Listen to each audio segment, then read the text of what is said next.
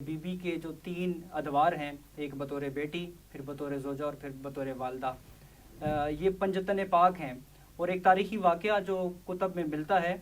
کہ یہی 5 ہستیاں چادر کے نیچے بھی آئی تھیں۔ تو جب یہ وہ اس حوالے سے حدیث کے ساق میں بھی یہ ملتا ہے، تو اس حوالے سے بی بی کی فضیلت اس میں کس طریقے سے نمایاں ہے حدیث پنجتن پاک میں جو حدیث کے ساق ہے؟ اب وہ عزت والی پاک بی بی ہیں کہ نبیوں کے سلطان تشریف فرما ہیں، جیسے ہی آتے تھے تو سیدہ کے دروازے پر رک کر نبی جو ہے وہ مسلسل آیت تطہیر کی تلاوت کرتے۔ انما یرید اللہ لیذھب عنکم الرجس اہل البیت ویطہرکم تطہیرا، تلاوت کرتے ہیں۔ نبی اس وقت تک اپنے پاکیزہ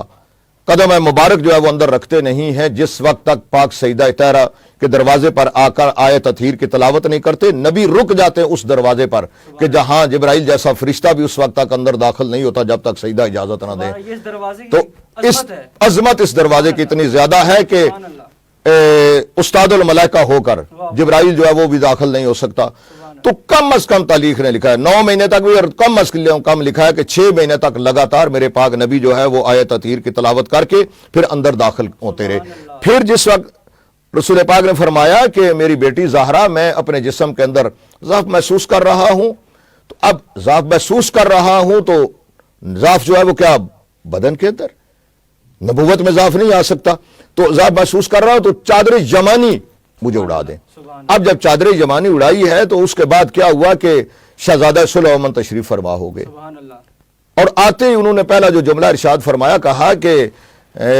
میری ماں زہرا میں گھر کے اندر اپنے نانا کی خوشبو محسوس کر رہا ہوں، یعنی نبوت کی خوشبو جو ہے وہ امامت محسوس کر رہی ہے۔ اس کے بعد کہا کہ ہاں تمہارے نانا چادر کے نیچے ہیں، وارث علم کل کتاب، وارث منبر سلونی، شہنشاہ کائنات مولا علی ابن ابی طالب علیہ الصلوۃ والسلام تشریف فرما ہوئے۔ تو انہوں نے کہا کہ سیدہ طاہرہ پہ سلام کرنے کے بعد کہا کہ میں سلطان الانبیاء کی اپنے بھائی کی خوشبو محسوس کر رہا ہوں، کہا وہ چادر کے نیچے ہیں، شہزادے بھی دونوں ہیں۔ اب جب سلطان الانبیاء بھی آگے، شہزادے بھی ہیں، مولا کائنات بھی تشریف فرما ہو گئے، اتنی دیر میں سیدہ طاہرہ جو ہے وہ چلتے ہوئے آئیں۔ کہا کہ بابا کیا میں بھی اندر آ سکتی ہوں؟ تو اس کے بعد جب سیدہ طاہرہ اندر آئی ہیں تو اب سید و سردار مالک و مختار جو ہیں وہ کل کائنات کے مالک و مختار سلطان الانبیاء ہیں، بیشت تخلیق کائنات نبی ہیں جو وحی الہی کے بغیر گفتگو نہیں کرتے، وہ نبی تشریف فرما ہیں۔ ہمیشہ تعارف جو ہے خاندان کے بڑے فرد کے ذریعے سے کرایا جاتا ہے۔ یہ تعارف جو ہوا ہے یا سیدہ کی عظمت بیان کرنی مقصود تھی کہ چونکہ مرد کے رشتے جو ہے زیادہ ہوتے ہیں، اس کا تعلق جو ہے وہ زیادہ ہوتا ہے۔ آج بتانا ہے اس حدیث کے ساق کے اندر کہ سیدہ کی عظمت جو ہے وہ کتنی ہے۔ تو یہاں پر تعارف کا مرکز جو ہے پاک نبی کی ذات کو قرار نہیں دیا، شہنشاہ ولایت مولا کائنات علی بن ابی طالب علیہ الصلوۃ والسلام کی ذات کو نہیں دیا، شہزادہ سلیمان امام حسن مجتبیٰ کے ذریعے سے نہیں ہوا، مولا واقع امام حسین علیہ السلام کے ذریعے سے نہیں، بلکہ حدیث کے ساق کے اندر جس وقت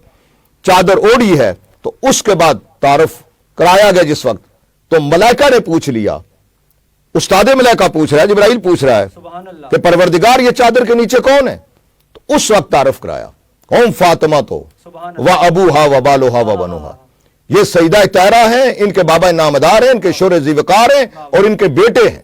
تو یعنی چادر تطہیر جو ہے حدیث قصہ جو آپ پڑھتے ہیں، یہ سیدہ کے فضائل کی ابتدا ہے گویا، اور پھر یہاں پر ہی بتایا کہ پوری کائنات اگر ہم نے خلق کیا تو انہی کے صدقے میں، تو ہم نے اگر یہ سورج بنایا تو انہی کے صدقے میں، ہم نے چاند دیا تو انہی کے صدقے میں، ہم نے سمندر بنائے انہیں کشتیاں چلائی ہیں تو انہی کے صدقے میں چلائی ہیں، اگر ہم ان کو باقی رکھے ہوئے تو انہی کے صدقے میں۔ یہ سیدہ طاہرہ کی جو ہے وہ فضیلت ہے حدیث قصہ کے اندر۔